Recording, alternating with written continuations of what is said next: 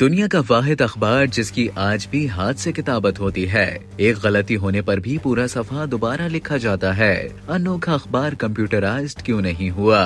آپ میں سے بہت سے لوگ جانتے ہوں گے کہ جدید ٹیکنالوجی آنے سے پہلے تمام اخبارات کی کتابت ہاتھ سے لکھی جاتی تھی۔ اس کے بعد انہیں ایک سادہ سی پرنٹنگ مشین پر چھاپا جاتا تھا، مگر کمپیوٹر نے جہاں دیگر امور زندگی میں انسان کی مشکل آسان بنا دی ہے، وہیں پرنٹ میڈیا کی صنعت میں بھی اس نے انقلاب برپا کر دیا۔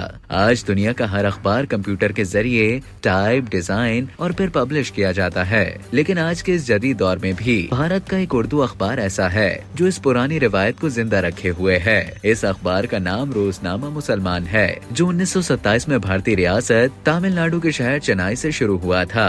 آج اس روزنامے کی مسلسل اشاعت کو 94 سال گزر چکے ہیں، مگر آج بھی اسے پہلے کاتب لکھتے ہیں، پھر انہی پرانی مشینوں پر اس کی چھپائی کا کام ہوتا ہے۔ خلیج ٹائمز کی ایک رپورٹ کے مطابق سید عظمت اللہ مرحوم روزنامہ مسلمان کے بانی تھے۔ اب ان کے پوتے سید عارف اللہ اس اخبار کے ایڈیٹر ہیں۔ آج کل روزنامہ مسلمان کی 35,000 کاپیاں شائع ہوتی ہیں اور اس کی قیمت بھارتی کرنسی میں صرف ₹1.75 ہے۔ اخبار چنائی کے علاوہ دہلی، ممبئی اور کلکتہ سمیت پورے بھارت میں روزانہ قارئین کو بذریعہ ڈاک بھیجا جاتا ہے۔ اس کے قارئین میں صرف مسلمان ہی نہیں، ہندو اور دیگر مذاہب کے لوگ بھی شامل ہیں۔ اس میں شائع ہونے والے زیادہ تر اشتہارات اسے ایجنسیوں اور حکومت کی طرف سے ملتے ہیں، لیکن پرائیویٹ سیکٹر سے بھی اسے اشتہارات دیے جاتے ہیں۔ ان میں سے کچھ اشتہارات ڈیجیٹل ہوتے ہیں، مگر باقی اشتہارات ہاتھ سے لکھے اور ڈیزائن کیے جاتے ہیں۔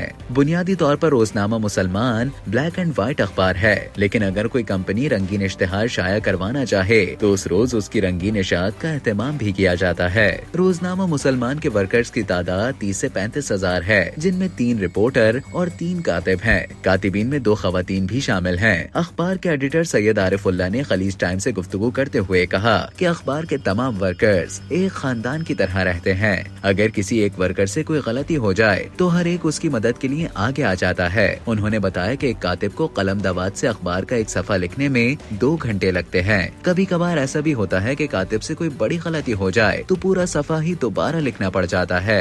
اس کے بعد اس صفحے کو نیک 2 میں تبدیل کیا جاتا ہے اور پھر اسے چھاپا خانے میں بھیج دیا جاتا ہے۔ یہ اخبار 4 صفحات پر مشتمل ہے۔ پہلے صفحے پر پورے بھارت کی خبریں شائع کی جاتی ہیں، دوسرے صفحے پر بین الاقوامی خبریں اور تیسرے صفحے پر قرآن مجید کی آیات اور ان کے تراجم شائع کیے جاتے ہیں، جبکہ چوتھے اور آخری صفحے پر ملی جلی خبریں اور اشتہارات ہوتے ہیں۔ روزنامہ مسلمان اس وقت شاید دنیا کا واحد اخبار ہے جو ہاتھ سے لکھا جاتا ہے۔